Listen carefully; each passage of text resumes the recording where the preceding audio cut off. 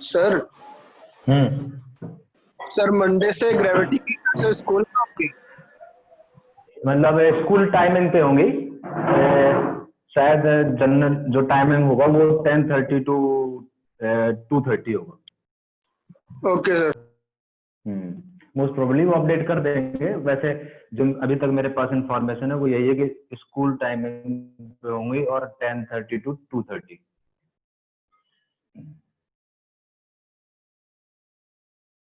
Sir CMS वालों का ना कि सर जो S1 N1 उनका भी? नहीं सीएमएस वालों का। सीएमएस S1 N1 का वही टाइमिंग रहेगा इवनिंग।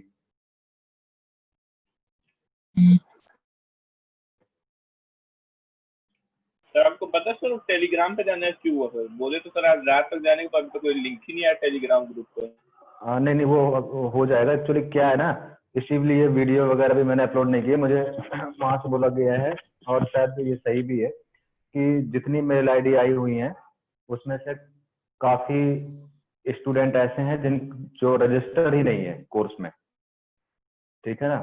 तो इस वजह से वो वीडियो दूसरे लोग भी यूज कर रहे हैं, इस वजह से होल्ड में किया हुआ है। तो इंस्टाग्राम में बना के अभी सब को साथ से एक नंबर, परमानेंट नंबर और परमानेंट ईमेल आईडी मांगी जाएगी, बस उन्हीं को भेजा जाएगा। उसके अलावा फिर किसी को पास वीडियो नहीं जाएगा। अभी बहुत सारी ऐसी आईडीज हैं जो मल्टीपल आईडीज हैं, या तो फिर कोई बाहरी बच्चे हैं या कुछ ऐसे हैं जो स्टार्टिंग में ऐसे ही डेमो के चक्कर में ज्वाइन किए थे, लेकिन फिर भी वो रिसीव करते जा रहे हैं और वो डिमांड कर रहे हैं। तो इस वजह से वो बोला गया है कि होल्ड में करना है अभी, ठीक है। तो ये जैसे ही रिजॉल्व हो जाता है, और ये अभी इंस्टाग्राम में सबके ग्रुप बन जाएंगे और उसी में सबसे डिटेल मांगी जाएगी, तो वो डिटेल फिक्स हो जाएगी ताकि कोई डुप्लीकेसी ना कर पाए। क्या सर टेलीग्राम ना सर? सर टेलीग्राम, हाँ टेलीग्राम में। एंड सर अब मतलब सारे बच्चे नहीं पढ़ेंगे? 100 जितनी स्ट्रेंथ चलती थी, मतलब सबका जितने बच्चे मतलब S1 N1 में उतने ही आएंगे क्लास में? हाँ वो अभी डिसाइड हो जाएगा इवनिंग में कौन कौन से बैच होंगे। हाँ वो अभी आपको इन्फॉर्मेशन मिल जाएगी। नेक्स्ट वीक मंडे से क्या होना है वो टाइम टेबल उस तरफ से डिसाइड हो जाएगा। शायद सीएमएस वाले अलग हो जाएंगे, वो स्कूल टाइमिंग पे ही होगी क्योंकि वो एसआईपी प्रोग्राम है, और जो सीआरपी वाला है वो सीआरपी में चलेगा इवनिंग।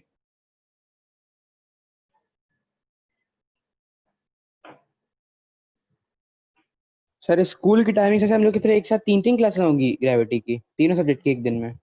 नहीं होंगी दो घंटे की, दो ही होंगी। मतलब आज फिजिक्स केमिस्ट्री हो गई तो नेक्स्ट डे फिजिक्स मैथ हो जाएगी, इस तरीके से रोटेशन बन जाएगा। सर आप भी पढ़ाएंगे? हाँ हम ही पढ़ाएंगे। सर जो डमी क्लास के बच्चे हैं उनका हाँ, जो एक्स्ट्रा सब्जेक्ट है जैसे इंग्लिश और कंप्यूटर, उसकी क्लासेस? डमी वाले का डमी मतलब किसी ऐसे स्कूल में जहाँ स्कूल से कोई लेना देना नहीं है, वही मतलब है ना? यस सर,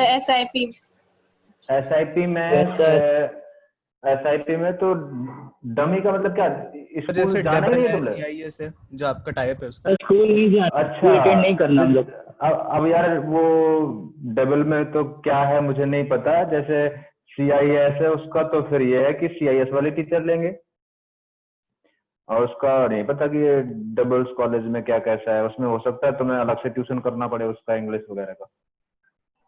सर ये आप इवनिंग बैच के हैं ना सर? है इवनिंग स्कूल दोनों। हाँ ठीक है सर। अब देखो फिजिकल क्लासेस जब स्टार्ट हो जाएंगी तब हो सकता है कुछ चेंजेस आए, क्योंकि फिजिकल क्लास में प्रैक्टिकली इतना पॉसिबल नहीं है कि सारे टीचर एक मतलब सारे स्कूल भी देख पाए, क्योंकि फिर वहां जाना पड़ेगा। 4 स्कूल हैं, तो इवनिंग तो रहेगा ही रहेगा। बाकी स्कूल का फिर जब फिजिकल होंगी तब देखते हैं क्या कैसे अरेंजमेंट बनता है, क्या क्या सिचुएशन आती है।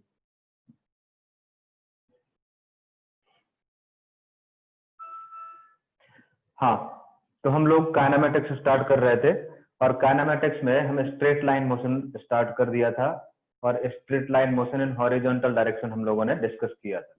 मुझे लग रहा है सब लोगों के पास इंफॉर्मेशन है कि लोगों ने लगता है ग्रुप देखा नहीं है, कम लोग आए हैं अभी, फिर बाद में बोलेंगे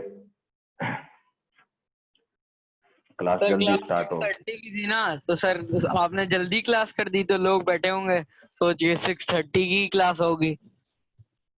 किसी ने कोई देख ही नहीं रहा, ग्रुप भी नहीं देखा किसी ने।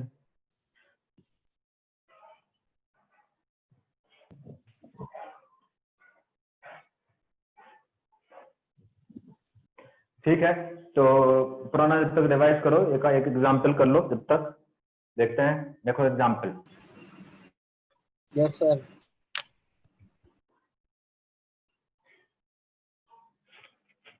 सर आप पढ़ाइए सर, बाकी जो लोग नहीं आए उनको रिकॉर्डिंग भेज दिएगा। नहीं, एक एग्जाम्पल कर लो पहले जल्दी से।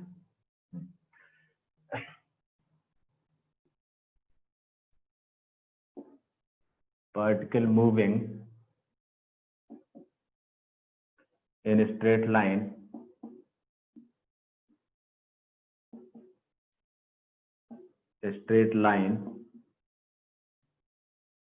from rest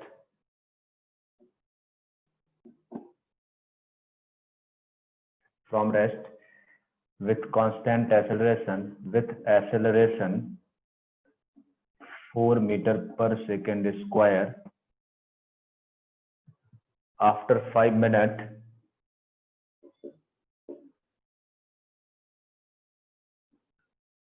after 5 seconds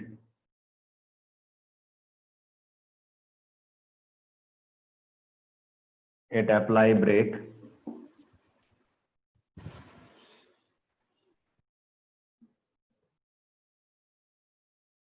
brakes which produces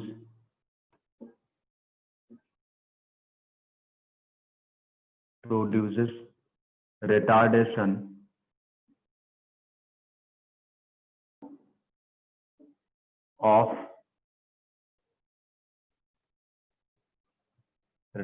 of 6 meter per second square.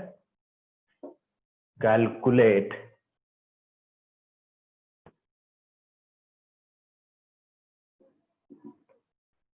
total distance traveled which produce retardation of itna and come to the rest.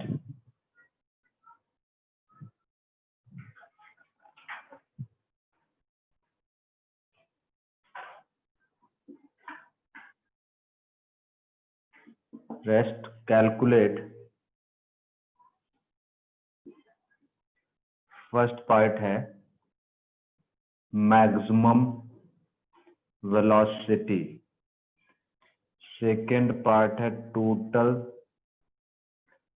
Distance, third part है एवरेज स्पीड।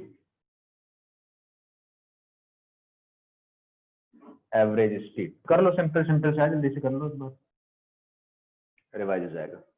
सर पहला तो question clear है? 20 होगा शायद।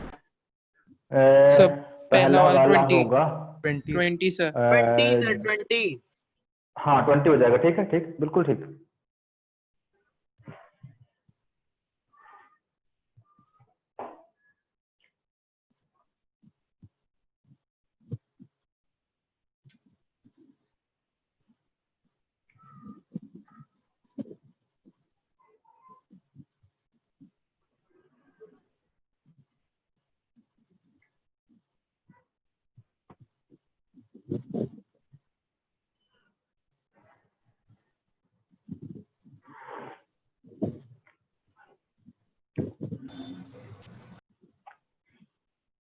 पहला वाला तो हो जाएगा 0 + 80।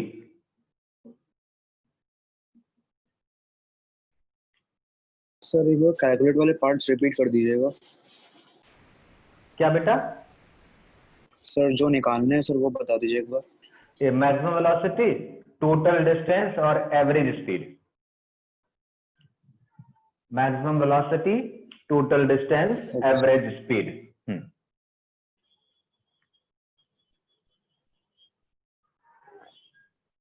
The total distance total distance 250 by 3 meter. Sir 250 by 80 3. Sir, 250 by 3. 3 meters. Check कर लो। S1 इज इक्वल टू हो जाएगा 0 into 5 plus half into 4 into 5 square is equal to ये हो जाएगा कितना 25 दूनी 50 250 by 50 50 by है 3. और S2 हो जाएगा 0 square is equal to 20 square plus 2 retardation है तो -6 into S2 it implies that S2 is equal to ये कितना आ रहा है 100 by 3. 100 by 3. 100 by 3 100 by 3, yes. 100 by 3 meter, then total distance will be S1 plus S2 is equal to 50 plus 100 divided by 3 तो कितना हो गया ये 5 से 15 250 by divided by 3 meter, yes or no? Yes sir Yes, sir. हाँ, और average speed के लिए चाहिए तो पहला टाइम पता है, बाद वाला टाइम निकालो। तो फाइनल वेलोसिटी 0 20 से रिटार्डेशन है तो माइनस कितना 60 इंटू T2 तो T2 इज इक्वल टू कितना हो गया 10 by 3. हाँ 10 by 3 10 by 3 तो टोटल टाइम जो हो जाएगा total 25 by 3. 5 plus 10 by 3 25 by और 3. आपका हाँ ठीक is equal to average speed is equal to 250 divide by 3 whole divide by 5 plus 10 by 3 simplify कर लो। Sir, 10 sir. Sir, 10. 10 meter per second. अच्छा 10 आ रहा है ठीक 10 मीटर पर सेकेंड।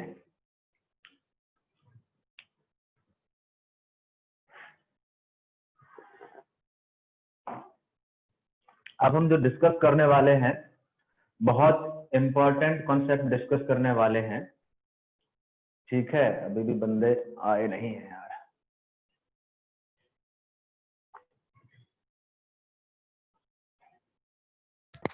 सर एक दो और क्वेश्चन करा दीजिए। हाँ एक दो और कर लेते हैं।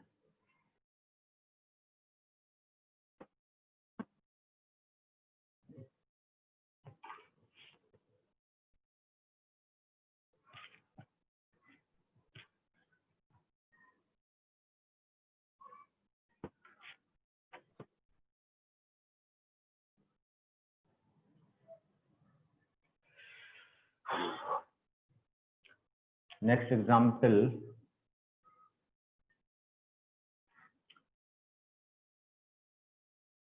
particle moving in a straight line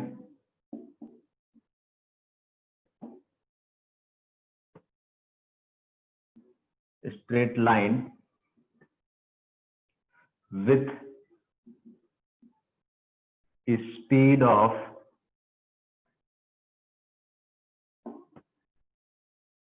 3 meter per second for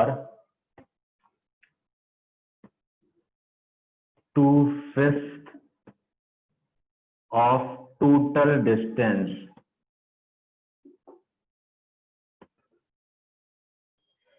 2/5 of total distance. For remaining distance,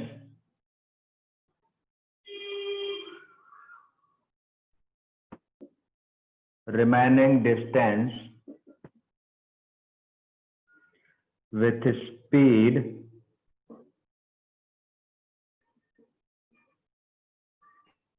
speed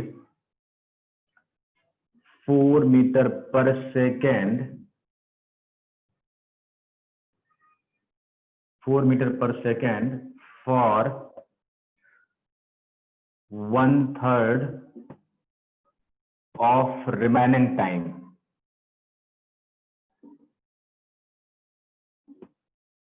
Remaining time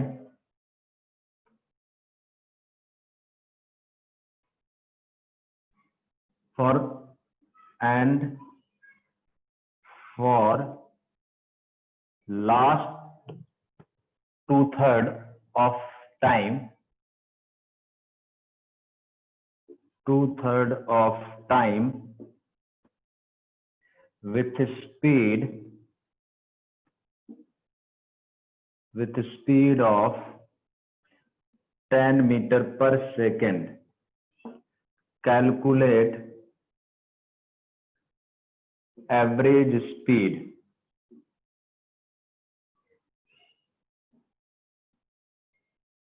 Calculate average speed. Question clear है? पढ़ लो एक बार. Yes, sir.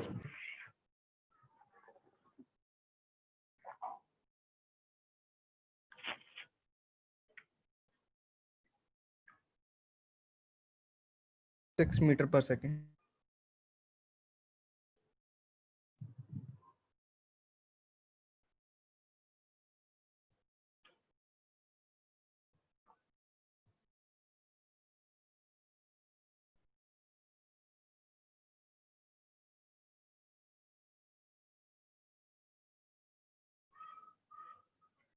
To fifth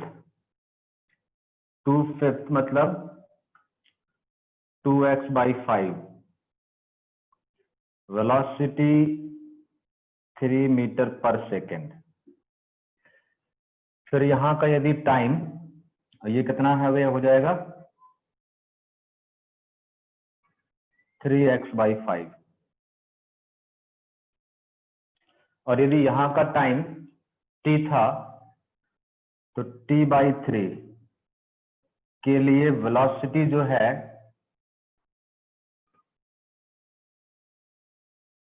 4 metre per second, और remaining यहां के लिए 10 metre per second. क्या यही सिचुएशन है? देख लो. Yes, sir. Yes, sir. अच्छा, तो इसको 3 पार्ट में डिवाइड कर लेंगे. ये भी t/3 कर देंगे, ये भी t/3 कर देंगे. तो इधर का भी कितना हो जाएगा? 10 मीटर पर सेकेंड. तो यहाँ इक्वल टाइम वाला अप्लाई होगा. तो इस वाले पार्ट के लिए v डैश हो जाएगा 4 + 10 + 10 / 3. अब इतना तो समझ में आ गया होगा ना अब तक? Yes, sir. 24/3 8 metre per second. अब जो रिमेनिंग सिचुएशन बची वो ये है आपका 2x/5. तो ये होगा 3x/5. तो एक काम करते हैं, इसको डिवाइड कर लेते हैं 2 में. ये x/5, ये x/5, और इधर वाले x/5 का 3 मीटर पर सेकेंड है. इस वाले x5 को 3 मीटर पर सेकेंड है. और इसको 3 में डिवाइड कर लेते हैं. ये x/5, ये भी x/5, ये भी x/5, और इस x/5 इस x/5 का कितना है? 8 मीटर पर सेकेंड. इसका भी 8 मीटर पर सेकेंड, इसका भी 8 मीटर पर सेकेंड. पहले तो स्ट्रक्चर देखो, क्या क्लियर है? कोई कंफ्यूजन है तो बोलो. No sir. Yes sir. Clear है. तो यहां से एवरेज स्पीड, अब मुझे नहीं लगता कि इसमें अब किसी को कोई दिक्कत रहेगा ही होगी. अब इतना कंफर्टेबल हो गए हो कैसे अप्लाई करना है, रिजल्ट जल्दी कैसे करना है. हमें 1/3 + 1/8 + 1/8 + 1/8 सिंप्लाई करने के बाद बताओ कुछ यदि 4.8. 4.8 मीटर पर 4.8 आ रहा है सर. 4.8. 4 मीटर पर. ठीक. तो इस टाइप के कोई दिक्कत नहीं रह गई है. कर लो, जिसको दिक्कत हो रही हो, जो सॉल्व नहीं कर पाया हो तो कॉपी कर लो फटाफट, मिटा देता हूँ.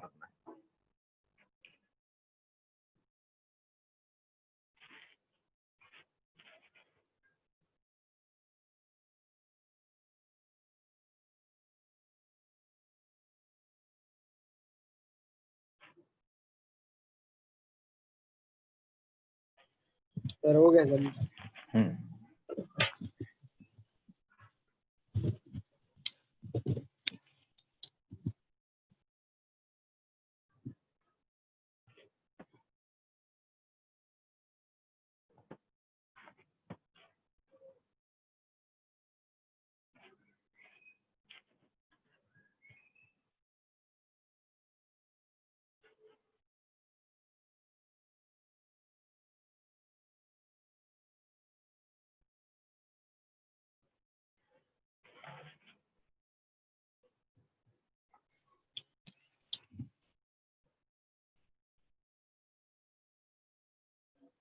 ठीक,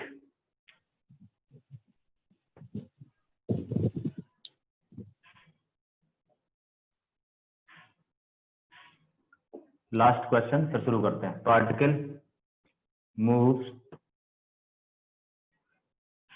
10 meter towards east,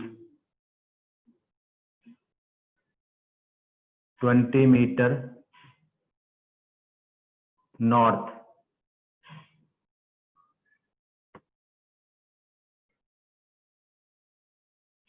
60 metre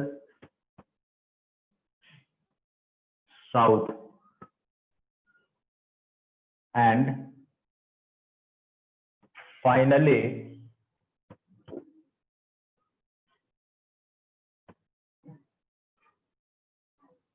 40 meter vertically upwards. Calculate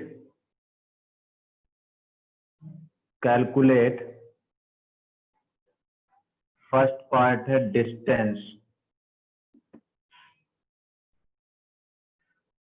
total time taken हमें गिवन है, total time taken is 10 second. Distance second part है एवरेज स्पीड, थर्ड पार्ट है डिस्प्लेसमेंट,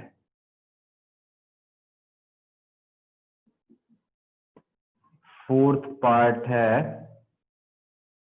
एवरेज वेलोसिटी।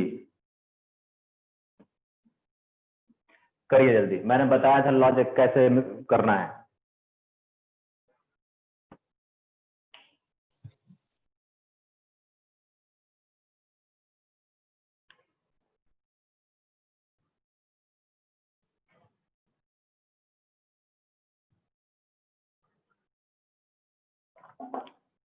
सर हो गया।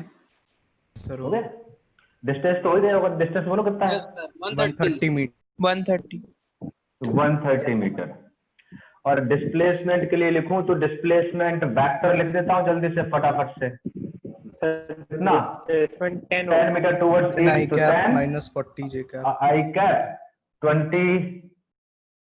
20 नॉर्थ है तो जे कैप प्लस 60 साउथ है तो माइनस जे कैप, माइनस जे कैप, राइट। और फिर वर्टिकली अप है, वर्टिकली अप कितना है?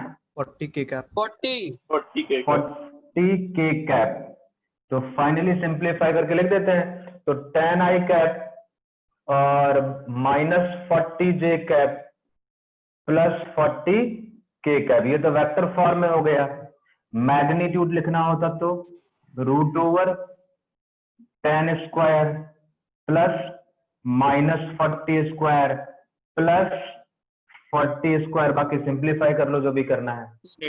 10 रूट 33। 10 रूट 33। सॉरी, ये तो मैंने डिस्प्लेसमेंट का आंसर निकाला है। और एवरेज स्पीड चाहिए होता, एवरेज स्पीड तो average speed is equal to total distance 130 बताया आपने, टोटल टाइम टेकन 10 है metre per second.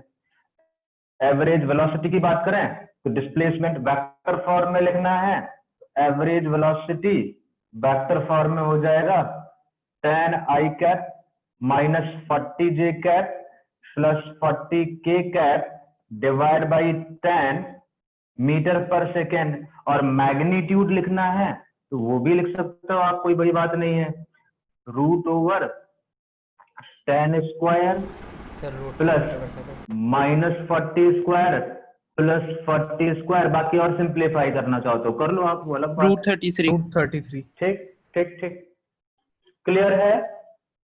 Yes sir. Yes sir. Good.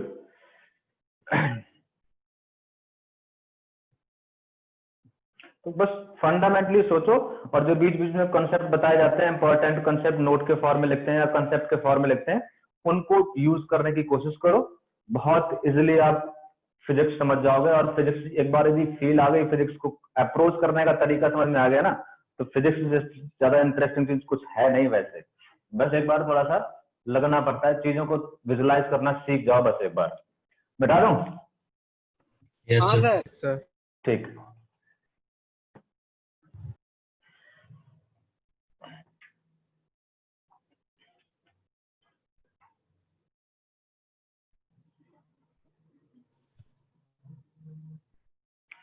आते हैं अब स्ट्रेट लाइन मोशन में हम डिस्कस कर रहे थे। स्ट्रेट लाइन मोशन में मैंने दो चीजें लिखवाई थी कि straight line motion with constant acceleration, phase 1 में कांस्टेंट एक्सेलरेशन को हम डील कर रहे हैं। तो स्ट्रेट लाइन मोशन में इन हॉरिजॉन्टल डायरेक्शन तो वो डिस्कस किए हैं हमने। प्रॉब्लम तो बहुत सारे बनते हैं, कैसे भी सिचुएशन क्रिएट कर दो, कांस्टेंट एक्सेलरेशन है तो आपको बस ये दिमाग में रखना है कि वही 3 सिचुएशन है, वही 3 इक्वेशन है कांस्टेंट एक्सेलरेशन की, वही अल्टीमेटली अप्लाई करनी है। कैसे अप्लाई करनी है, क्वेश्चन के हिसाब से आप पढ़ो, क्वेश्चन को ध्यान दो अच्छे से।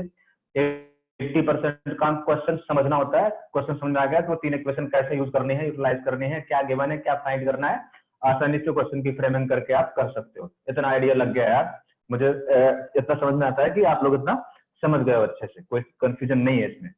अब straight line motion in vertical direction की बात करें तो ये भी बिल्कुल वैसा ही है। तो जो सेकेंड, इसी में स्ट्रेट लाइन मोशन में जो सेकेंड हम शुरू करने वाले हैं, straight line motion in vertical direction, थोड़ा सा इसमें जनरल एनालिसिस करेंगे फिर आगे बढ़ेंगे।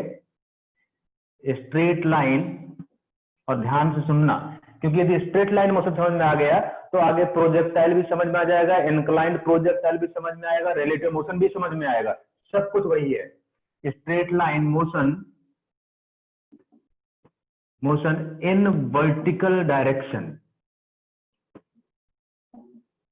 वर्टिकल डायरेक्शन, और इसी को बोलते हैं under the effect of gravity. Under the effect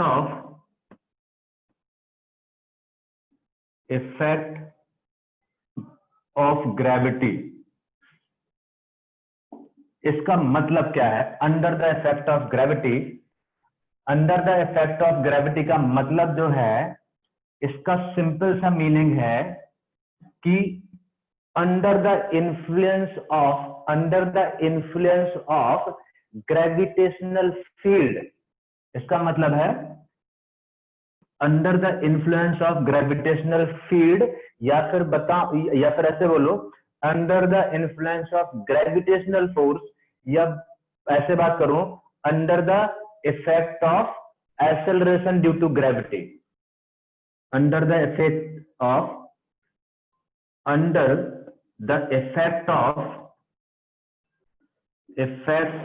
acceleration due to gravity, acceleration due to gravity, gravity जिसको स्मॉल g से रिप्रेजेंट करते हैं।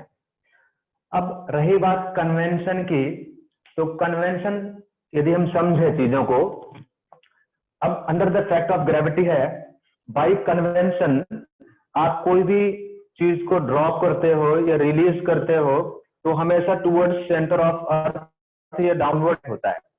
मतलब जो यदि अर्थ की बात करें तो अर्थ ये है,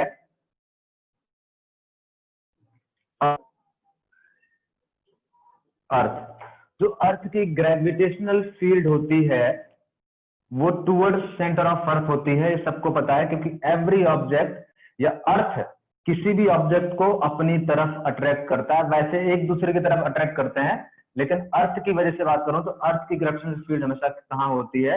always towards centre of earth, always towards centre of earth. Gravitational force या acceleration due to gravity always towards centre, मतलब यदि यहां पर बात करूंगा तो एक्सेलरेशन ड्यू टू ग्रेविटी का डायरेक्शन ये होगा, यदि यहां पर बात करूंगा तो it will be the direction of acceleration due to gravity. मतलब ये जो एरो है these represent the direction of acceleration due to gravity. तो always each object always attracted towards centre of earth due to gravitational force, और जो direction of gravity है या acceleration due to gravity, देखो इसके बहुत सारे नाम है। ग्रेविटी, ग्रेविटी का मतलब ही है एक्सेलरेशन ड्यू टू ग्रेविटी। या ग्रेविटेशनल फील्ड की बात करें तो ग्रेविटेशनल फील्ड का मतलब भी क्या है, एक्सेलरेशन ड्यू टू ग्रेविटी। अच्छा, ग्रेविटेशनल फील्ड इंटेंसिटी की बात करें तो इसका भी meaning acceleration due to gravity ही है। अब वैसे प्रैक्टिकली देखा जाए तो acceleration due to gravity inside अलग वेरिएशन होता है, आउटसाइड अलग वेरिएशन होता है, प्रैक्टिकली बात कर रहा हूं। और जैसे जैसे अर्थ सरफेस से हम ऊपर जाते हैं, हाइट पे जाते हैं फ्रॉम अर्थ सरफेस, तो एक्सेलरेशन ड्यू टू ग्रेविटी का वैल्यू भी क्या होता है, चेंज होता है। डेप्थ में जाते हैं, इनसाइड जाते हैं, डेप्थ चेंज होती है। इनसाइड अर्थ की बात करते हैं तो इनसाइड अर्थ भी डेप्थ के रिस्पेक्ट में एक्सेलरेशन ड्यू टू ग्रेविटी की वैल्यू क्या होती है, चेंज होती है, प्रैक्टिकली बात करें। लेकिन अर्थ का जो साइज है वो काफी लार्ज होता है, तो हम ये मान के चलते हैं सारी हैपनिंग्स जो हो रही हैं वो very near to the earth surface हो रही हैं या अर्थ सरफेस पे ही हो रही हैं, तो हम ये मान के चलते हैं कि एक्सेलरेशन ड्यू टू ग्रेविटी को क्या मानेंगे, कांस्टेंट मान के चलते हैं। क्योंकि यदि अर्थ का रेडियस काफी ज्यादा है और थोड़ा बहुत यदि 10-15 मीटर 100-200 मीटर हम अर्थ सरफेस के ऊपर भी जाएं तब भी उतना ज्यादा वेरिएशन नहीं आता, बहुत माइन्यूट वेरिएशन आता है, तो हम उसको क्या मान लेते हैं, कांस्टेंट मान लेते हैं। तो पहला पॉइंट तो ये है, acceleration due to gravity, acceleration due to gravity, gravity always towards centre of earth, always towards, लिखते जाना, towards centre of earth, centre of earth, centre of earth.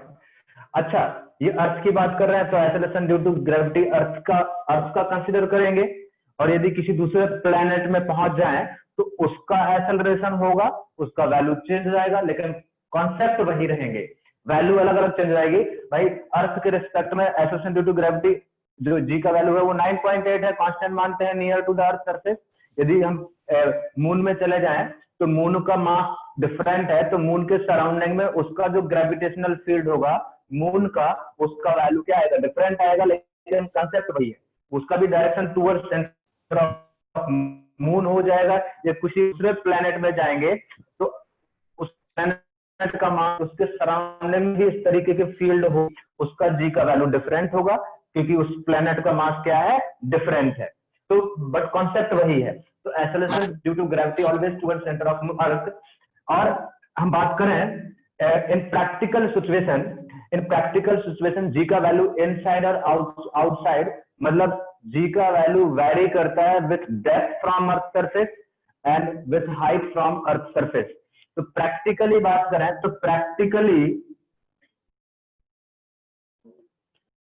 Practically value of जी,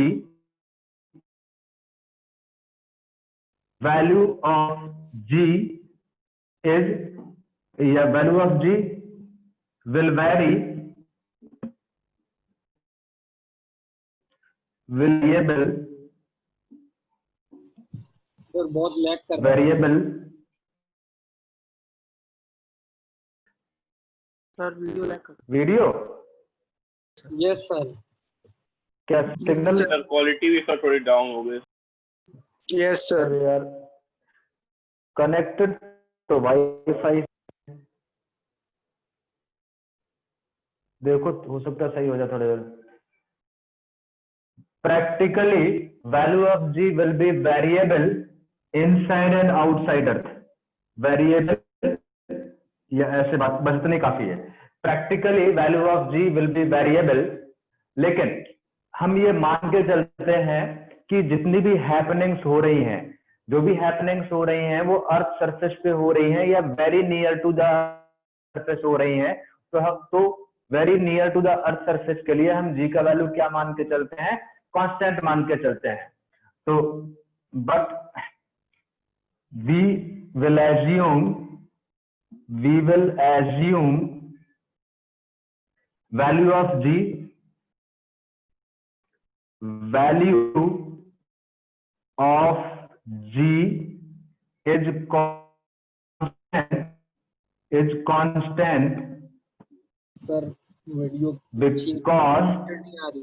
हाँ, we will assume value of G is constant because all happenings are performed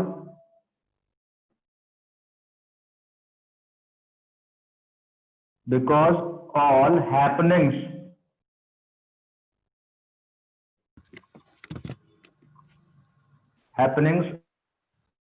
are performed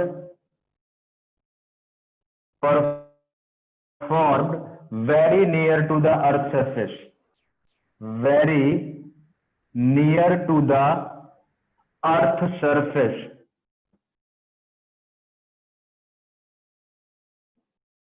earth surface, और उस जी का value क्या मान के चलते हैं? जी का वैल्यू हम मान के चलते हैं 9.8 मीटर पर सेकेंड स्क्वायर या फिर 10 मीटर पर सेकेंड स्क्वायर, और which is constant. We will assume value of G is constant because all happening are performed very near to the earth surface. तो 0 to 9.8 metre per second square या 10 metre per second square हम assume करके चलते हैं. पहले बताओ इतनी बात क्लियर है कि नहीं है जी के बारे में, ग्रेविटेशनल फील्ड के डायरेक्शन के बारे में? सर जी की वैल्यू हमें फीट में आनी याद होनी जरूरी होती है? याद कर लोगे तो बेटर रहेगा. कुछ क्वेश्चन में पूछ लेते हैं फिर फुट वगैरह में, ठीक है. तो यहाँ से अब हम बात करें इसको थोड़ा सा और अच्छे से समझने से पहले थोड़ा कन्वेंशन की बात करें. कॉपी कर लिया है? No sir. हाँ कर लो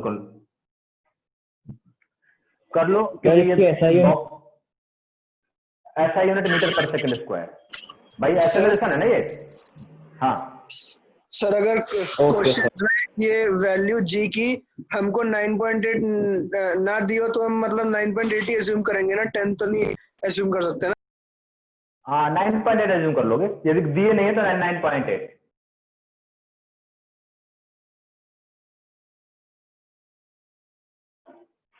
ठीक.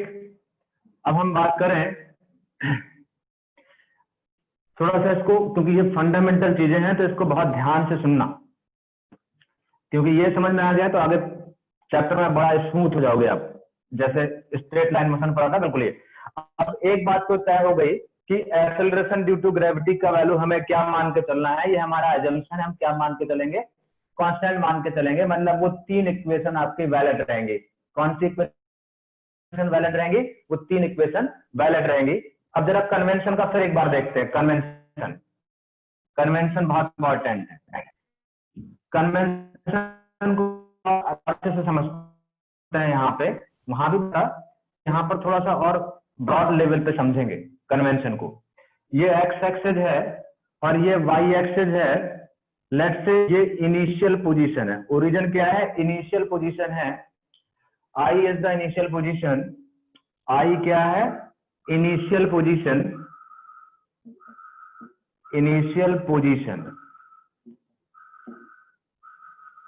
और एफ है फाइनल पोजीशन. ध्यान से देखना कन्वेंशन. कई लोगों को लगता है कि मुझे समझ में आ गया है, जबकि ऐसा होता नहीं है. तो इसलिए बोल रहा हूं ध्यान से देखना. ये एक्स एक्सिस है तो ये माइनस एक्स एक्सिस होगा और ये माइनस वाई एक्सिस होगा. यदि मैं इस डायरेक्शन को फॉरवर्ड लेता हूं और इसको नेगेटिव लूंगा, यही कन्वेंशन हमारा है, और अपवर्ड को लूंगा पॉजिटिव और डाउनवर्ड को लूंगा नेगेटिव. अब यहां पर मैं 2-3 सिचुएशन क्रिएट करने की कोशिश कर रहा हूं. एक यहां पर यदि ये फाइनल पोजीशन है, ये फाइनल पोजीशन है और ये इनिशियल पोजीशन है, राइट. पहली बात तो ये है, जितनी भी फिजिकल क्वांटिटी, जब यहां लिखने की जरूरत नहीं है, जिस फिजिकल क्वांटिटी की डायरेक्शन फॉरवर्ड है उसे पॉजिटिव लेना है, अपवर्ड है तो पॉजिटिव लेना है, डाउनवर्ड है तो नेगेटिव लेना है, और बैकवर्ड है तो नेगेटिव लेना है. दिक्कत आती है दिक्कत आती है आपका डिस्प्लेसमेंट के बारे में। डिस्प्लेसमेंट में लोग कंफ्यूज होते हैं, वो दिक्कत वाली बात नहीं है, कंफ्यूजन होता है लोगों को क्योंकि क्लियरिटी नहीं होती थॉट में। लेकिन वेलोसिटी वगैरह और एक्सेलरेशन में कोई दिक्कत नहीं आती क्योंकि वो बाय डिफॉल्ट होता है। क्योंकि यदि इनिशियल वेलोसिटी मैंने 10 मीटर पर सेकंड देके पार्टिकल को अलोंग पॉजिटिव एक्सिस फेंका है, initial velocity 10 metre per second से, तो 10 पॉजिटिव होगा कि नेगेटिव होगा? पॉजिटिव। पॉजिटिव होगा क्योंकि फॉरवर्ड फेंका है ना, तो 10 क्या होगा? पॉजिटिव होगा। मेन डिस्प्लेसमेंट में जैसे ये एफ है तो पोजीशन ये है, फाइनल पोजीशन ये है, तो इस सिचुएशन के लिए आई से आई और F1 को मैं डील कर रहा हूं, इसको आई F1 बोल देता हूं।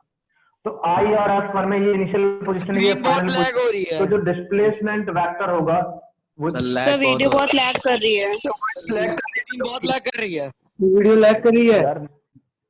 यस सर, बहुत ज्यादा। एक मिनट, यार वाईफाई तो चल रहा है, सिग्नल स्ट्रेंथ कैसे दिखा रहा है?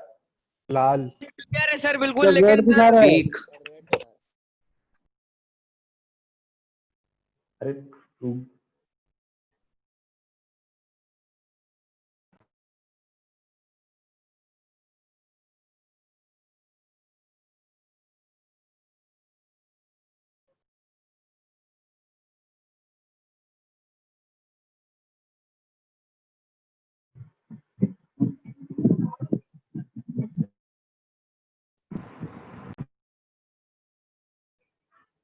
जस्ट अ मिनट,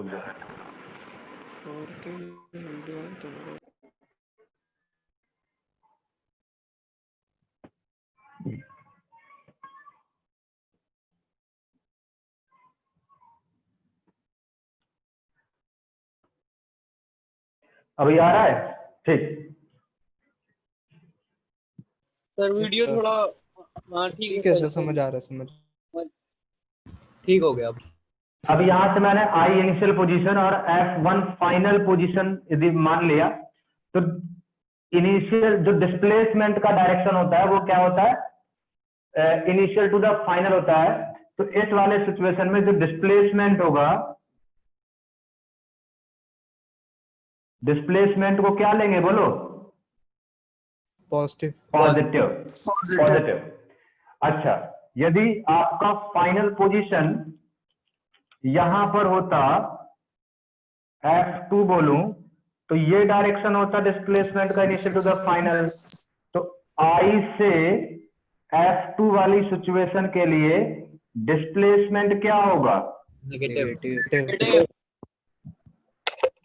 डिस्प्लेसमेंट जो होगा वो नेगेटिव होगा। अच्छा, एक सिचुएशन और बनाते हैं। कोई जनरल पोजीशन लूं, एक पोजीशन ये है F3 में ये डिस्प्लेसमेंट है, ये क्या है? डिस्प्लेसमेंट, ठीक है। इसको S बोल दे रहा हूं, लेकिन एक्सिस सिस्टम तो X और Y है, तो अब इसको पॉजिटिव या नेगेटिव है, तो क्या करना पड़ेगा? इसको यदि ये एंगल थीटा है तो मुझे इसको रिजॉल्व करना पड़ेगा। तो S का इधर वाला कंपोनेंट SX होगा और SX को क्या बोलूंगा? बोलो S cos थीटा बोलूंगा कि नहीं बोलूंगा? जल्दी बोलो। Yes sir.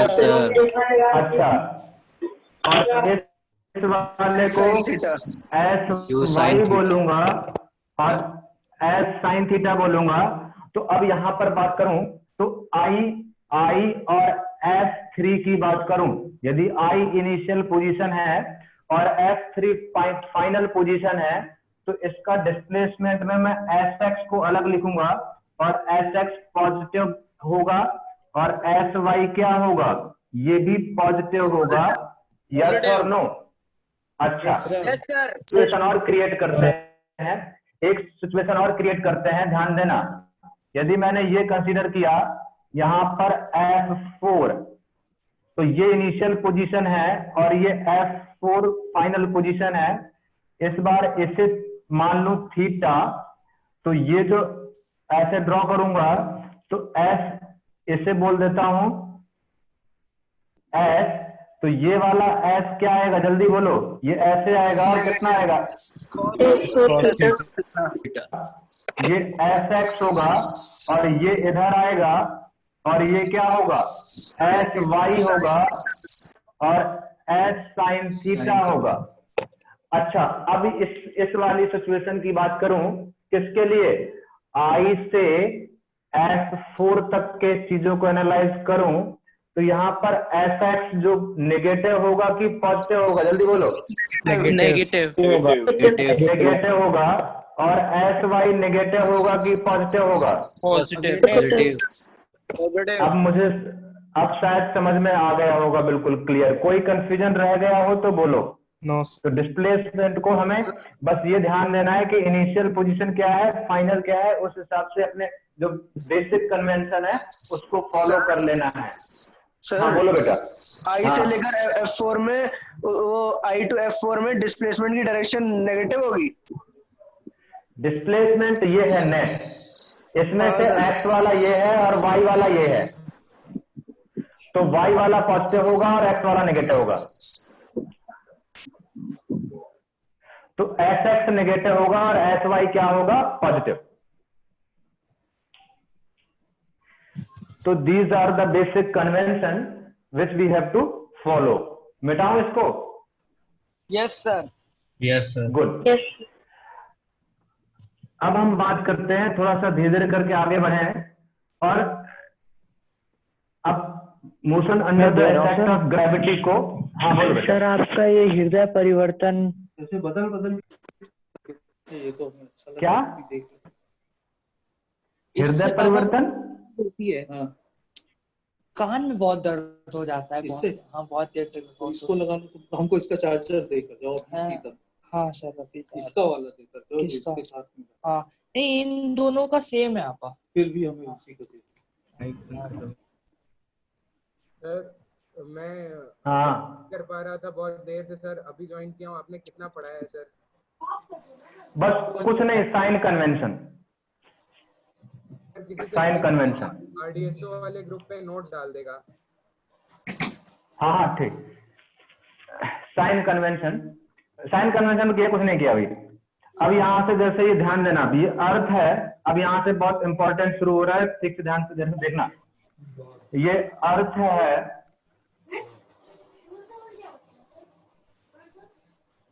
अर्थ, इसी को बोलते हैं रेफरेंस लेवल।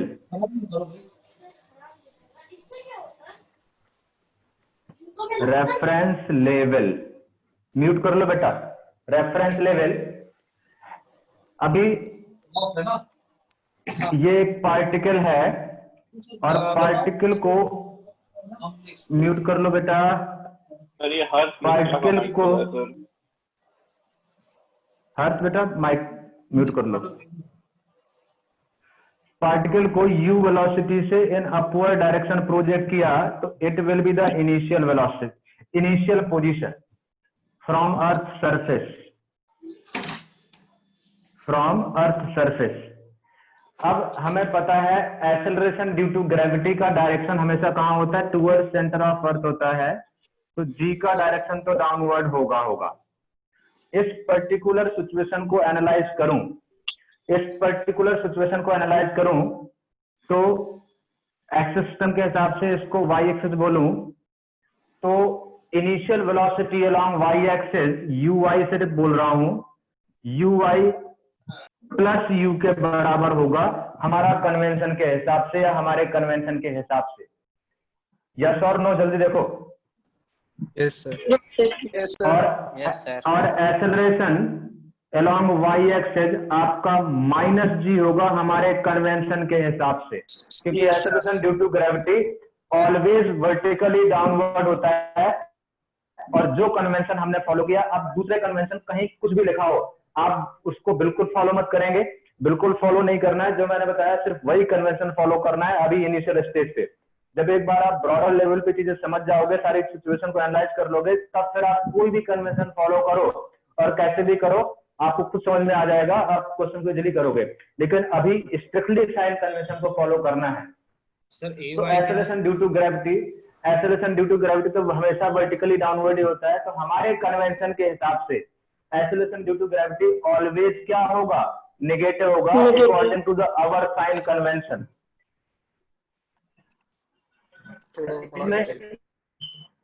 अपवर्ड है इनिशियल वेलोसिटी क्या हो, प्लस यू होगी क्योंकि वर्टिकली देखा गया। अब ये जो ऐसा सर आपका कनेक्शन पुअर दिखा रहा है, वीडियो बहुत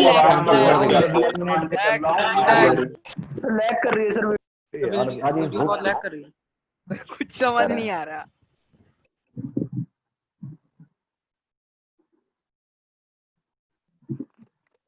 वेट करो थोड़ा सा यार, देखो थोड़ा बड़ा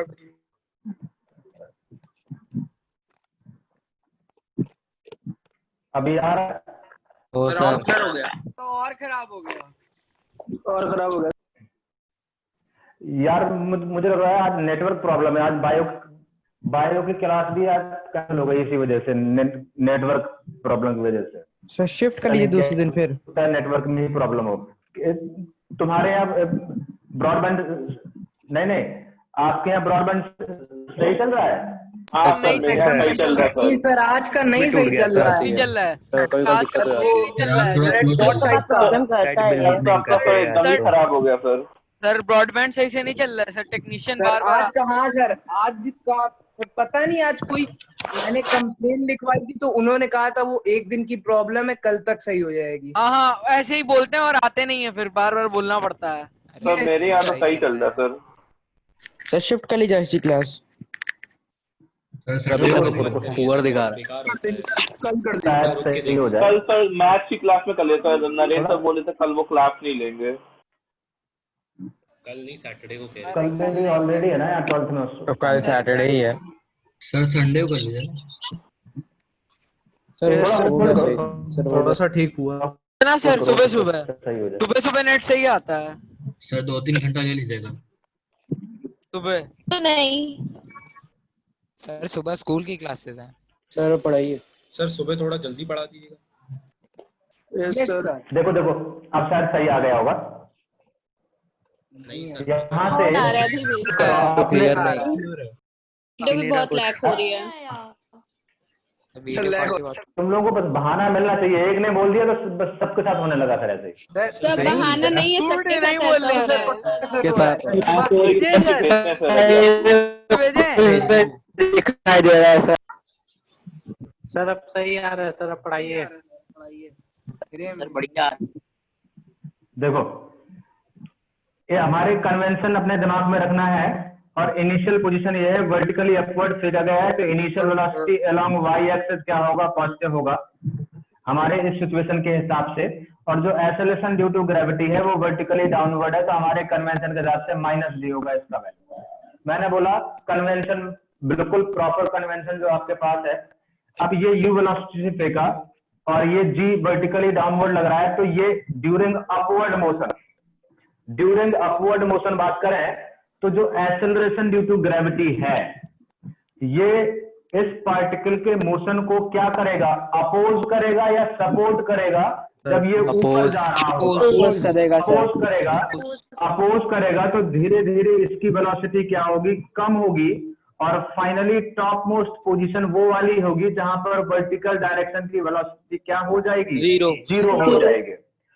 मतलब कहने का ये है कि ड्यूरिंग अपवर्ड मोशन, यहाँ पर अब एक दो चीजें यहाँ पर बहुत इंपॉर्टेंट पॉइंट है, सबको पता होता है लेकिन फिर भी हमें लिखना बहुत जरूरी है क्योंकि क्वेश्चन सॉल्व करते समय वो दिमाग में नहीं आता। पहला पॉइंट इंपॉर्टेंट निकल के तो ये आया, फर्स्ट पॉइंट कि during upward motion of the particle acceleration due to gravity work as a retardation. तो during upward motion of the particle, during upward motion of particle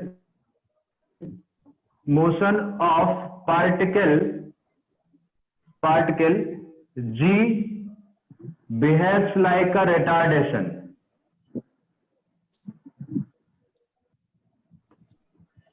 Like a retardation.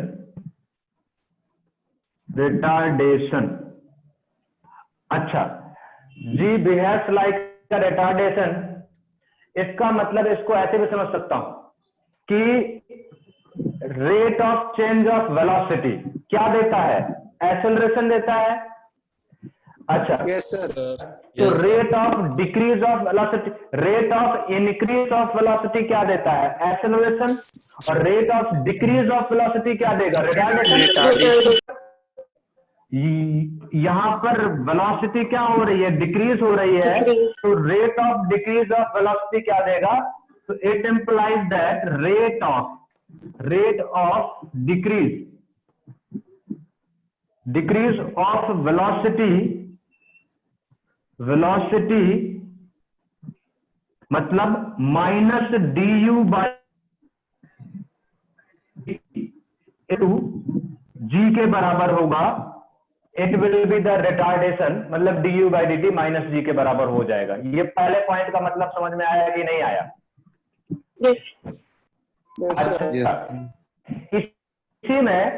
इसी में फिर मैं ऐसे देखूं कि जैसे जैसे मैं अपवर्ड जा रहा पार्टिकल, वैसे वैसे वेलोसिटी डिक्रीज हो रही है।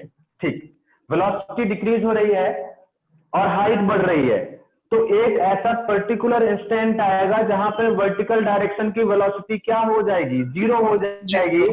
तो जीरो हो जाएगी, तो corresponding height of the particle जो होगा, वो मैक्सिमम होगा। तो मतलब यहां से दूसरा पॉइंट, इंपॉर्टेंट पॉइंट ये निकल के आया कि व्हेन ड्यूरिंग अपवर्ड मोशन, हमें वो वर्ड में उसको छापना है अपने दिमाग में, उस चीज को कैसे रिलेट करना है क्वेश्चन के साथ, वो वर्डिंग बहुत इंपॉर्टेंट है। ड्यूरिंग अपवर्ड मोशन, और ये विजुलाइज करो चीजों को, during upward motion of particle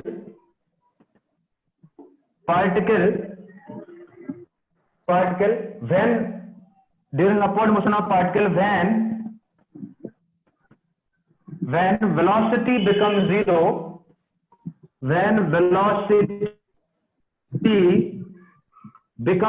क्योंकि डिक्रीज हो रही है ना, become zero, corresponding height of the particle will be maximum. corresponding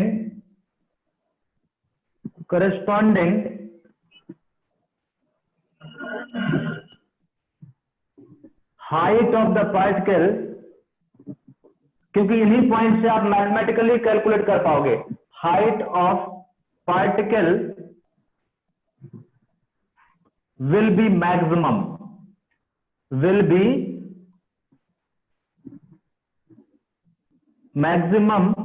मतलब इसका मतलब ये हुआ when Vy becomes zero, it implies that H is equal to H max. When Vy becomes zero, corresponding height of the particle will be maximum. Right? चलिए आगे बढ़ते हैं। अब समझने के लिए बस मैंने दो अलग अलग लाइन ड्रॉ कर रहा हूं, वैसे पार्टिकल जाएगा और इसी लाइन में नीचे आएगा, सिर्फ समझने के लिए दो अलग लाइन ड्रॉ कर रहा हूं। तो अब ये ड्यूरिंग डाउनवर्ड मोशन ये ऐसे आ रहा है और ये आया, ये अपवर्ड मोशन था, ये डाउनवर्ड मोशन था। समझने के लिए दो अलग अलग लाइन दिखाई है, जबकि एक ही लाइन को फॉलो करेगा। अब इमेजिन करो during downward motion velocity zero हो गई, जब नीचे आएगा तो वेलोसिटी बढ़ेगा। तो ड्यूरिंग डाउनवर्ड मोशन ये acceleration due to gravity motion of particle को अपोज कर रहा है या सपोर्ट कर रहा है? सपोर्ट कर रहा है। तो यहां से थर्ड पॉइंट में बोलूंगा, during downward motion of particle, during downward motion of particle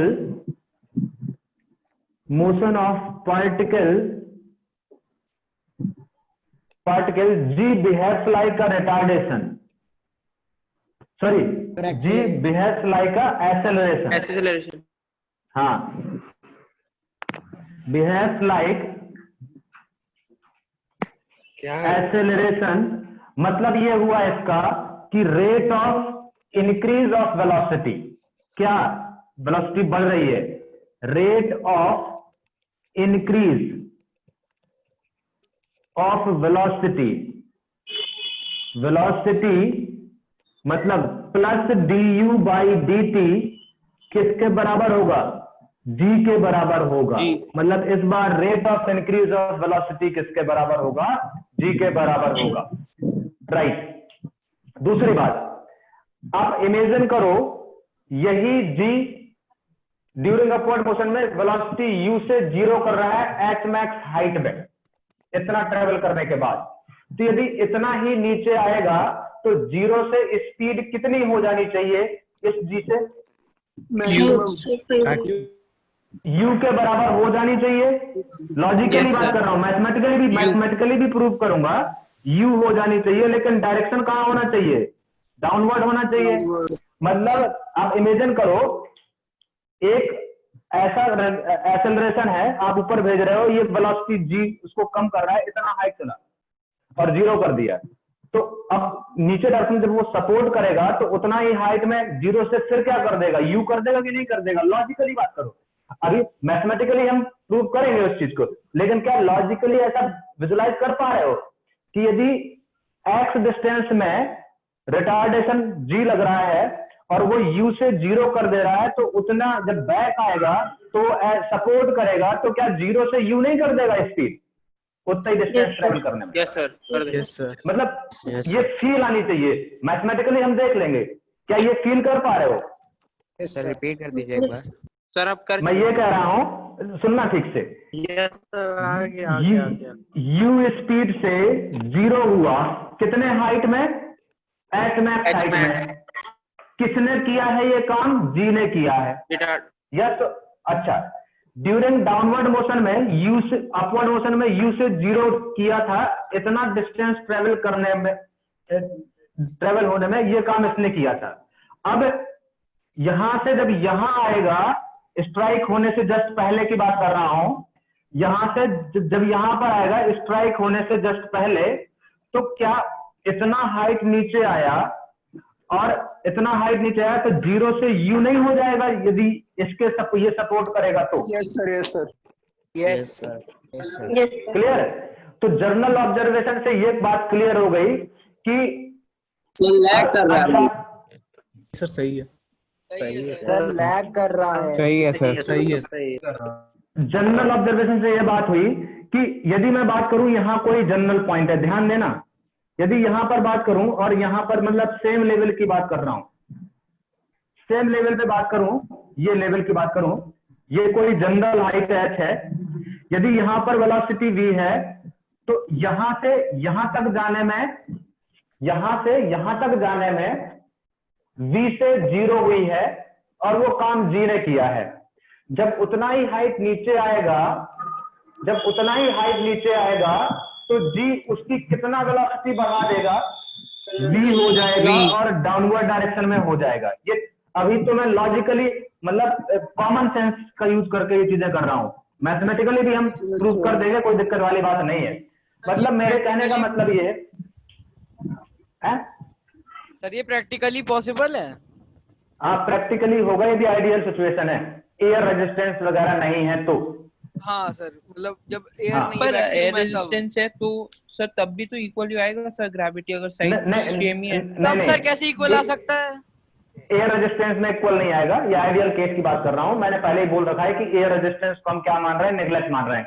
air resistance होगा तो उसको भी डील करेंगे, लेकिन बाद में, अभी नहीं, पहले आइडियल केस देखो। तो यहां से हम बात करें, मतलब यहां से एक पॉइंट ये कंक्लूड कर सकता हूं।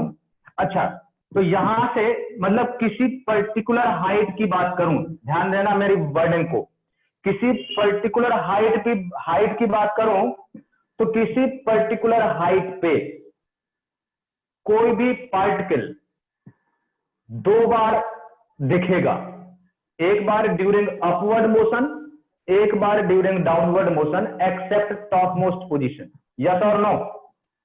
Yes sir. फिर से सुनना, इस टाइप की सिचुएशन में मैं आइडियल, ये वही सिचुएशन है, यहां से फेंका, ग्राउंड पे आ रहा है, तो किसी भी पार्टिकल को ग्राउंड से फेंका और ग्राउंड पे आना है उसको, तो किसी भी पर्टिकुलर हाइट को पार्टिकल 2 बार अचीव करेगा, 2 बार अचीव करेगा, एक बार ड्यूरिंग अपवर्ड मोशन, एक बार during downward motion except top most position. तो एक इंपॉर्टेंट पॉइंट और निकल के आया, particle, 4th point, particle will achieve a particular height, particle will achieve particular height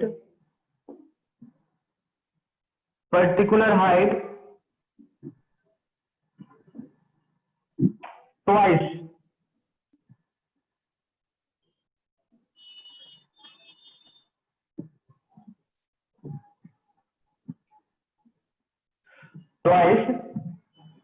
except topmost position,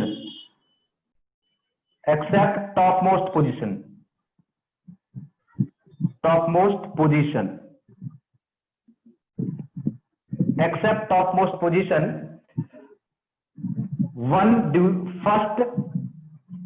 first during upward,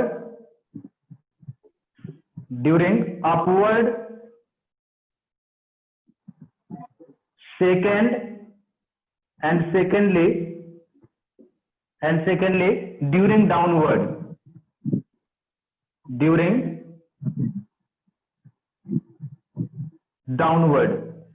इसमें कोई कंफ्यूजन नहीं होना चाहिए। नेक्स्ट इंपॉर्टेंट पॉइंट, यदि पार्टिकल किसी भी इस हाइट पे मैंने देखा तो यहां पर वेलोसिटी मैंने v एज्यूम करी और इतना हाइट ऊपर गया तो 0 हो गया, जब उतना ही हाइट नीचे आएगा तो फिर v हो जाएगा। मतलब किसी पर्टिकुलर हाइट पे स्पीड ऑफ पार्टिकल सेम रहेगा during upward and during downward, but velocity will be different, क्योंकि वेलोसिटी में तो डायरेक्शन भी होता है ना, डायरेक्शन भी मैटर करता है। तो यहाँ पर अपवर्ड है, यहाँ पर डाउनवर्ड है, लेकिन स्पीड क्या रहेगा, सेम रहेगा। यस और नो, जल्दी बोलो। Yes sir. तो next important point, at particular height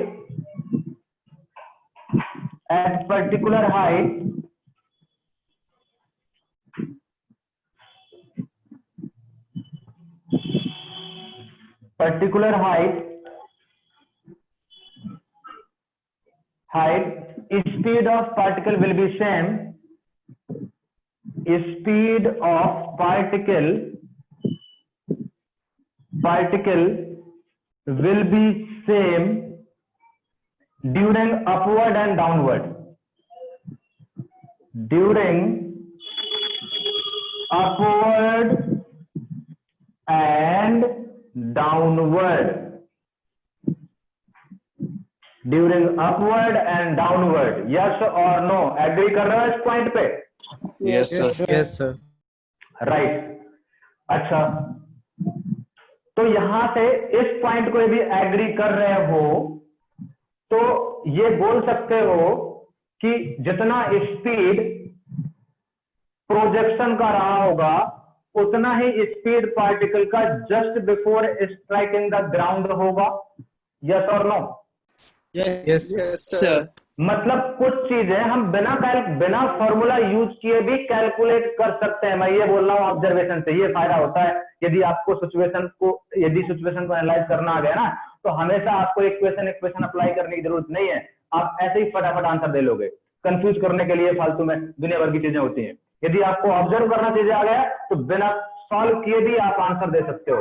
तो यहाँ से इसी पॉइंट से एक 6 पॉइंट पे कंक्लूड कर सकते हैं, बुला रहे हो कि speed of particle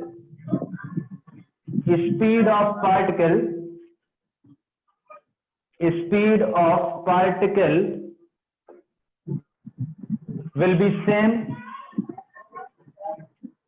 be same as projection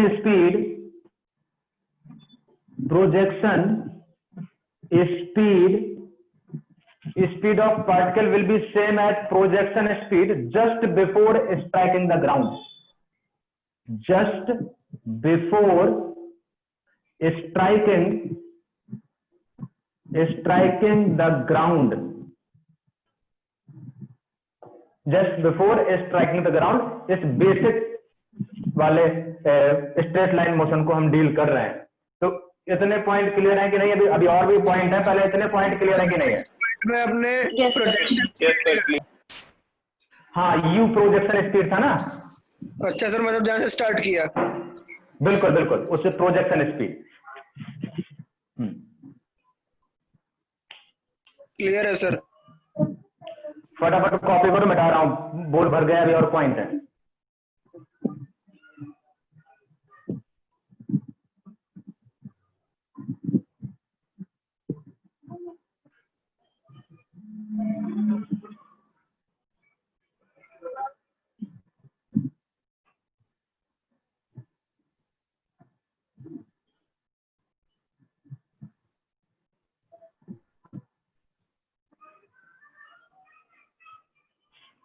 मिटा दो बेटा। Yes sir.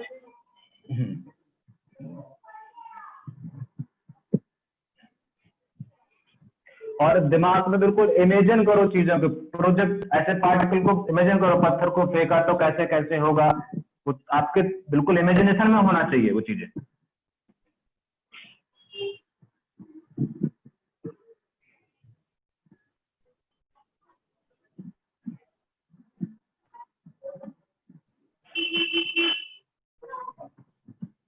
अच्छा, अब यहाँ पे इस प्रोजेक्टाइल की बात करूं तो इस वाले प्रोजेक्टाइल, सॉरी प्रोजेक्टाइल नहीं, स्ट्रेट लाइन मोशन की बात करूं, वर्टिकल स्ट्रेट लाइन मोशन की बात करूं, पार्टिकल को जहां से हमने फेंका क्या वहीं पे आ रहा है?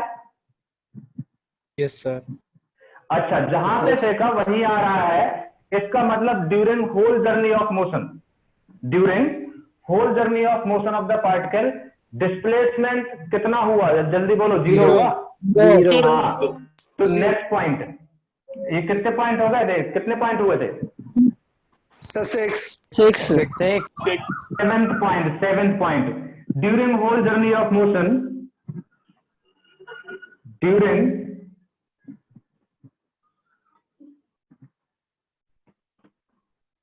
whole journey of motion, displacement of particle, displacement of particle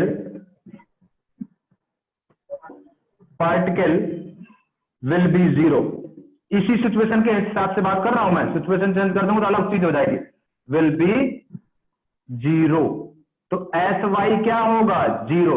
Y represent कर, वाई में हर जगह वाई वाई लगा रहा हूं ना, u y, a y, s y, मतलब मैं वर्टिकल की बात कर रहा हूं, ठीक है ना? वाई क्या रिप्रेजेंट कर रहा है? वर्टिकल को, वर्टिकल को। हाँ, तो during whole journey of motion displacement of particle will be zero, s y will be zero. अच्छा, नेक्स्ट पॉइंट पे आते हैं। यदि यू से वेलोसिटी जीरो हो रही है, यू से वेलोसिटी जीरो हो रही है, किसकी वजह से? जी की वजह से। इमेजिन करना, यू से वेलोसिटी जीरो हो रही है जी की वजह से, एच मैक्स हाइट चलने के बाद, और let's say time T R लगा, जिसको टाइम ऑफ राइज बोल रहा हूं। तो क्या जीरो से यू होने में इतना हाइट चलेगा जी की वजह से, तो क्या टाइम ऑफ फॉल जो होगा वो टाइम ऑफ राइज के बराबर होगा? Yes sir. Yes sir. Right.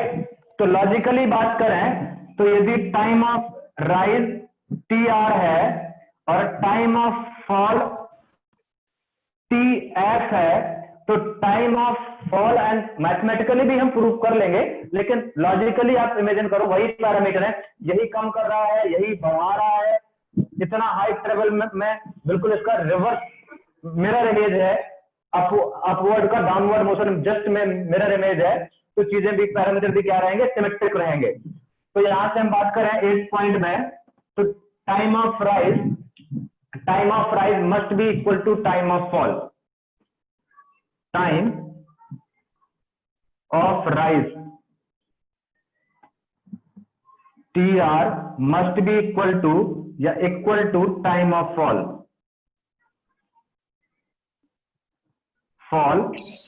T F.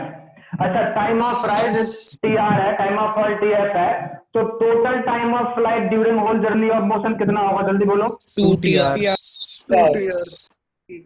Total time of flight,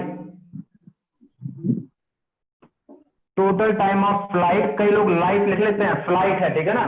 total time of flight capital T से रिप्रेजेंट कर रहा हूं, will be T R plus T F, या 2 टाइम ऑफ टी आर बोलूं या 2 टाइम ऑफ टी एफ बोलूं, बात बराबर है, क्योंकि time of rise equal to time of fall है।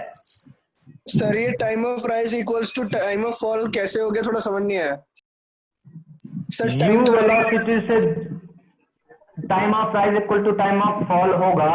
आप देखो अभी मैं कैलकुलेट करूंगा वैसे, लेकिन फिर भी देख लो, यहां से यहां वेलोसिटी 0 हो रही है, फाइनल 0, इनिशियल प्लस यू, ऊपर जा रहे हैं, जी डाउनवर्ड डायरेक्शन में है तो minus g into T R, तो ये T R is equal to u by g आ रहा है कि नहीं आ रहा?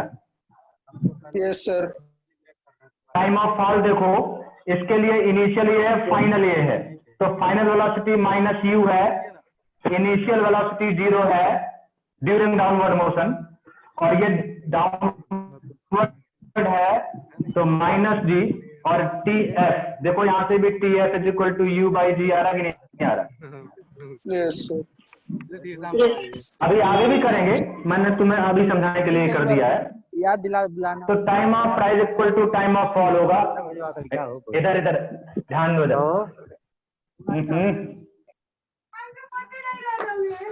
म्यूट करो। यहाँ लगा इमरजेंसी बेटा। रत्नेश है कोई? टुडे फ्री है इमरजेंसी। रत्नेश कर। यू वेलोसिटी से फेंका है, ये इनिशियल पोजीशन है, ध्यान देना। पार्टिकल ऊपर गया धीरे धीरे करके, और यहाँ पर वेलोसिटी दोबारा से फिगर बना रहा हूँ, यहाँ पे वेलोसिटी 0 वर्टिकल डायरेक्शन की, नीचे आए, समझने 2 लाइन बना रहा हूँ, वैसे एक ही लाइन में उसी लाइन में आएगा, और यहाँ पर वेलोसिटी फिर क्या हो गई, जस्ट बिफोर स्ट्राइकिंग यू हो जाएगी।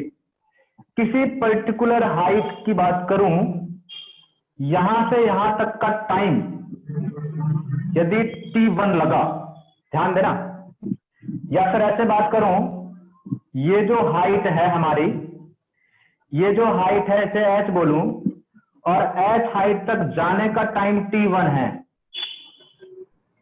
जाने का टाइम, या ऐसे बात करो कि h हाइट को कोई एक जनरल हाइट है, h हाइट को पार्टिकल 2 बार अचीव करेगा, वो पॉइंट मैं लिख चुका हूं, h हाइट को पार्टिकल 2 बार अचीव करेगा, first during upward motion, secondly during downward motion, except top most position. इस बात पे एग्री कर रहे हो ना? Yes sir. अच्छा, तो किसी भी पर्टिकुलर हाइट को पार्टिकल यदि 2 बार अचीव करता है, एक बार ड्यूरिंग अपवर्ड, एक बार during downward, except top most position, तो मैं ऐसे भी बोल सकता हूं, म्यूट कर लो बेटा, मैं ऐसे भी बोल सकता हूं कि किसी भी पर्टिकुलर हाइट को पार्टिकल जो है वो 2 टाइम पे भी अचीव करेगा। एक वो टाइम होगा t=0 पर जर्नी स्टार्ट करी उसने, और चलता गया 2 सेकंड, टाइम बढ़ता वीडियो लैग कर रहा है, सर वीडियो लैग हो रहा है बहुत ज्यादा। आपकी आवाज सुनाई नहीं दे रहा क्या? सर आपका ब्लूटूथ डिवाइस डिसेबल हो गया यार। माइक्रोफोन सर का बंद हो गया, आपका माइक बंद डिस्कनेक्ट हो गया आपका माइक। कॉल कर लो भाई। पहली बार देखा था यार कॉल करके बोलो कोई। अरे सर को कोई बता दो। नहीं सर को बोलो यार, लग रहा होगा कि ईयरफोन में आवाज आ रही है। Hello sir. Hello sir. Hello sir. Hello sir. Sir आवाज नहीं आ रही है। सर आपको आवाज नहीं आ रही है? और सर वीडियो भी बहुत लैग हो रही है। यस सर, बहुत लैग हो रही है। नहीं आ रहा सर, कुछ भी नहीं आ रहा। कुछ भी नहीं दिख रहा। अरे सर को सुनाई भी तो नहीं दे रहा। सर आपकी आवाज नहीं आ रही है। सुनाई भी नहीं दे रहा। अरे अब सर को सुनाई देगा। हेलो सर, एक हेलो। मिनट बेटा, मैं तुम्हारा डिवाइस तक करूँ, डिस्चार्ज होगी शायद। अरे एक मिनट रुको बस। सर ऑडियो समझ में नहीं आ रहा है। सर वीडियो भी लैग हो रहा है। नहीं दे रहा सर। हेलो हेलो सर, कहाँ गए? आ रहे भाई, डिवाइस चेंज करने गए उनको लगा sir. Hello hello. Yes sir. Yes sir. Mike sir आपका वीडियो लैग हो रहा था तब। सर एक बार फिर से सर वो थोड़ा प्रोसेस समझा रहे सर, आपका आवाज चला गया था उसमें, बहुत धीरे आ रहा है। बताता हूँ, रिपीट करता हूँ, रुक जाओ, ये डिस्चार्ज होगा ना ये।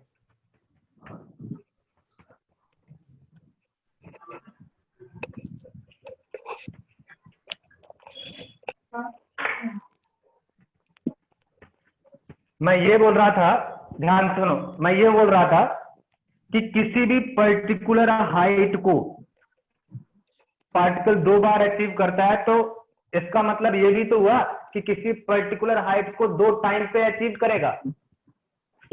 Yes sir. अच्छा, मतलब कहने का समझना ठीक से, पार्टिकल को मैंने यहां से फेंका और यहीं से टाइम की काउंटिंग स्टार्ट हो गई, टाइम बढ़ना, t=0 पर फेंका, यहां पर ऊपर गए और देखा t1 टाइम में यहां पर है, फिर पार्टिकल ऊपर जाता गया, फिर यहाँ आया, फिर उसी हाइट पे किस टाइम पे है, t2 टाइम पे। समझना, ऐसे पार्टिकल को मैंने यहां से फेंका t=0 पे, टिक टिक टिक टिक टाइम बढ़ता जा रहा है, और ये पर्टिकुलर हाइट h है। यहाँ से t=0 पे फेंका, टिक टिक टिक टिक टिक टिक टिक टिक घटना शुरू हुई, और यहाँ पर 2 सेकंड पे h हाइट पे है, ऊपर बढ़ता गया, टिक टिक टिक घड़ी चली रही है, फिर देखा 8 सेकंड पे यहाँ पर है, मतलब उसी हाइट पे दोबारा कम मिला 8 सेकंड पे, मतलब जब फेंका था 2 सेकंड बाद उस हाइट पे दिखा, और फिर उसी हाइट पे कब दिखा, 8 सेकंड पे। ये बात समझे कि नहीं समझे? यस और नो? Yes yes. अच्छा, अब मैंने बोला था कि यहां से यहां तक का जितना टाइम होगा उतना यहां से यहां तक का टाइम होगा। क्लियर?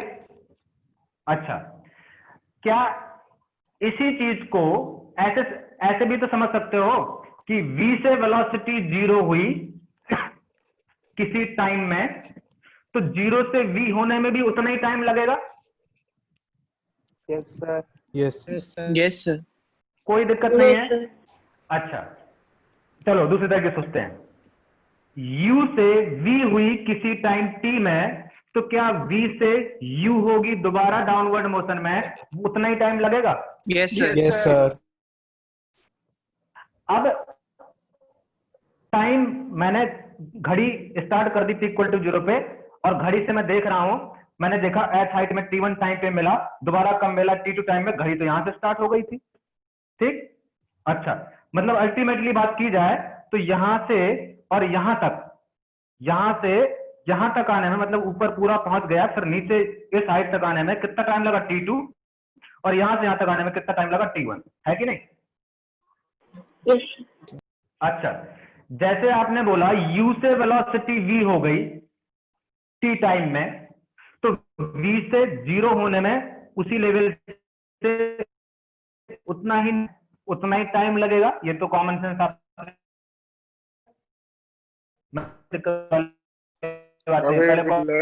वीडियो लैग कर रहा है। तो क्या, सही से रुको थोड़ा वेट कर लो, मैंने कुछ नया नहीं बोला है, आ गया?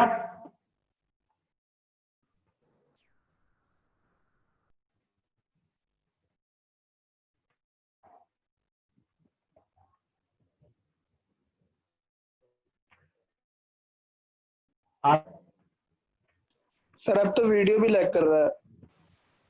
ऑडियो वीडियो सब लैग कर रहा है ज्यादा सर। लैग कर रहा है। दोनों लैग ऑडियो कर रहा है ज्यादा भाई, लैग मैं कर भी। रहा है ये सभी तो लैग सर, कर रहा वीडियो है। लैग कर रहा अभी है मैं सर, ऑडियो भी लैग। अबे मैं बोल ही नहीं रहा हूँ, रुक जाओ थोड़ा, अब इसको तो कंप्लीट कर ही देना, नहीं तो फिर मामला गड़बड़ा जाएगा यार। अब इसको बीच में फिर शुरू करना पड़ेगा ना, इसलिए कह रहा हूँ, इसको तो कंप्लीट कर लो धीरे धीरे से। इधर देखो, आ रहा है, आवाज आ रहा है? अभी ठीक हो गया। Yes sir. देखो, क्या ये बात समझ में आ गई कि यहां से यहां तक आने में टाइम t1 लगेगा और यहां से यहां तक घूम के यहां तक आने में टाइम t2 लगा? इतना क्लियर है कि नहीं? Yes sir. यस इतना क्लियर है। अच्छा, तो यहां से यहां तक का टाइम t1 लगा, तो क्या यहां से यहां तक का टाइम भी t1 होना चाहिए? Yes sir. बोला यहां से यहां तक का टाइम यदि t है तो यहां से यहां तक का टाइम भी क्या होगा? t होगा। अभी बोला ना आपने। तो क्या यहां से यहां तक का टाइम यदि t1 है तो क्या यहां से यहां तक का टाइम t1 होना चाहिए? Yes sir. Yes sir. होना चाहिए ना। तो जब यदि यहां से यहां तक का टाइम t1 है तो यहां से यहां तक का टाइम भी कितना होना चाहिए? t1 होना चाहिए।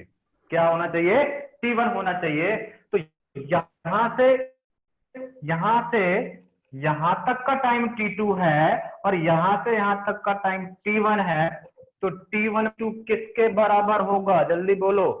Total time of flight. Total time total time of flight के बराबर होगा।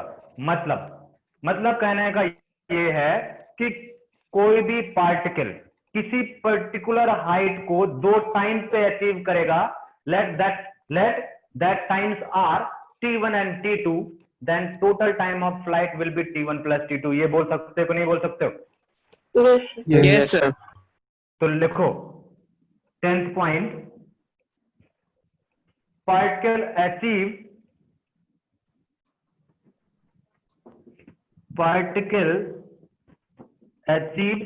height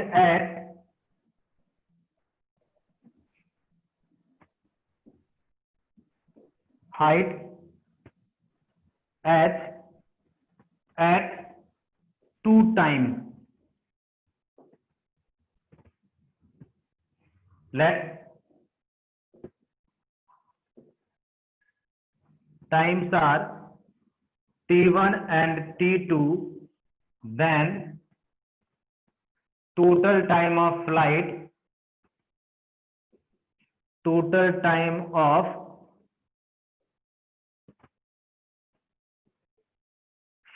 capital T is equal to t1 plus t2।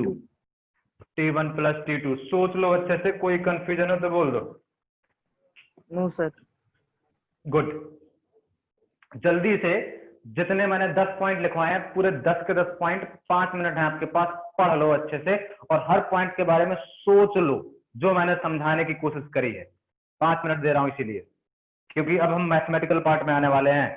तो यदि ये पॉइंट क्लियर होंगे तो तुम मैक्सिमम क्वेश्चन के आंसर बिना सॉल्व किए दोगे। जल्दी से 5 मिनट देता हूं। T1 T2 इक्वल नहीं होगा? 10th पॉइंट में T1 T2 इक्वल नहीं होगा? T1 T2 इक्वल नहीं होगा।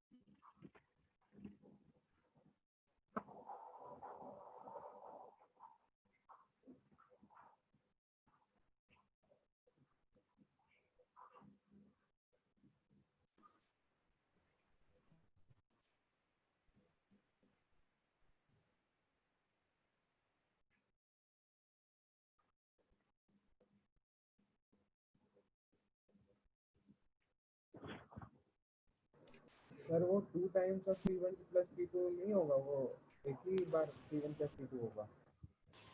फिर से बोलो, क्या बोल रहे हो? Hello sir. हाँ हाँ, 2 times of t1 plus t2 नहीं होना चाहिए। नहीं t1 प्लस t2 होगा। तो t2 है वो बेस से पूरा वहां उस हाइट तक पहुंचने का हाँ, टाइम। यहाँ से यहाँ तक का टाइम t2 है और यहाँ से यहाँ तक का टाइम t1 है, तो और यहाँ से यहाँ तक का जितना टाइम होगा यहाँ से यहाँ तक का होगा, तो ये प्लस ये हो जाएगा time of flight. Sir T2 sir total ground से लेकर ऊपर तक, मतलब वहां तक है जो पूरा लूप बना रहा है। यहाँ से और ऐसे, हाँ हाँ बिल्कुल बिल्कुल ठीक है सर।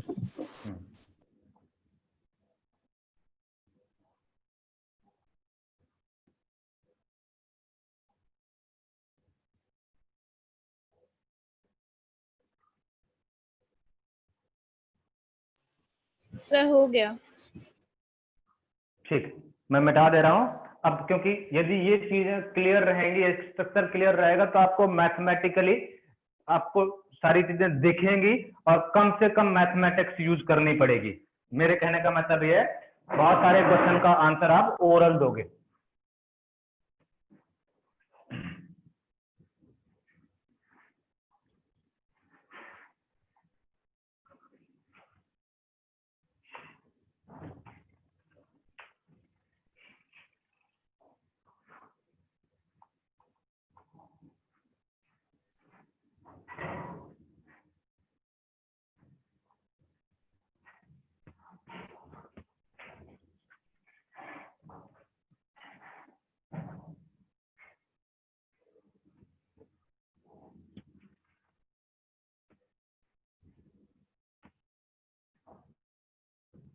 ठीक, बढ़ते हैं आगे।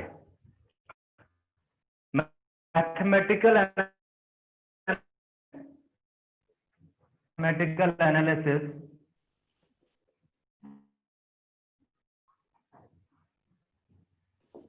लैग कर रहा है sir, lag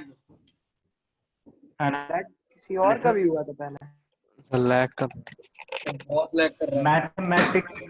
mathematical analysis sir बहुत लैग कर रहा है और ब्लर भी आ रही वीडियो। लैग कर रहा है। यस सर, और वीडियो भी ब्लर आ रही है।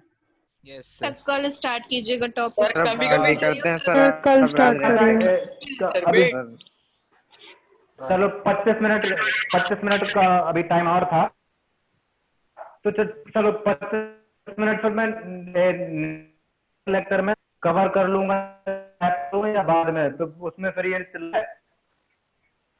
हेलो सर बहुत ही ज्यादा लैग कर रही है आपकी आवाज। कर रही है। तो समझ नहीं आ रहा सर क्या बोल रहे थे। मैं ये बोल रहा हूँ, नेक्स्ट लेक्चर में जो मेरे 25 मिनट बचे हुए हैं, वो नेक्स्ट लेक्चर में मैं 25 मिनट पहले कवर करूँ या बाद में कवर करूँ, उसमें बोलना मत। सर पहले कोई प्रॉब्लम नहीं सर, जब आपको कवर करना है सर। चलो ठीक है, ओके, इसको पढ़ना और कंटिन्यू करेंगे। Okay sir.